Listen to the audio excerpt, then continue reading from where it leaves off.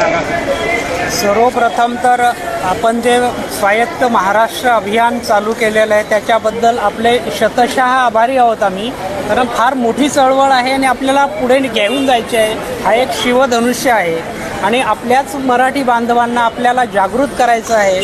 आपल्या समस्या आपणच सोडवायच्या आहेत, दुसऱ्यांना न सोडवता आपण सोडवायच्या आहेत आणि बाहेरून येणारे अतिक्रमणं आपल्याला थांबवायचे आहेत या निमित्ताने. आणि सर्व महाराष्ट्र आणि मराठी माणूस संघटित होणं फार गरजेचं आहे. स्वायत्त महाराष्ट्र अभियानाचं मी सर्वप्रथम अभिनंदन करतो. अशा अनेक संघटना आहेत पण त्या विखुरलेल्या आहेत. आणि सांगायचं म्हणजे असं आहे की आपण आता म्हणतोय पक्ष कोणताही असो उमेदवार मराठीच पाहिजेत. पण मला एक या माध्यमातून सांगायचं आहे की आपण यापूर्वी देखील मराठी उमेदवार फार निवडून दिलेले आहेत. आता आपण इथे भांडूप स्टेशनला उभे आहोत. आपण हे पण बघू शकतो या साईडलाही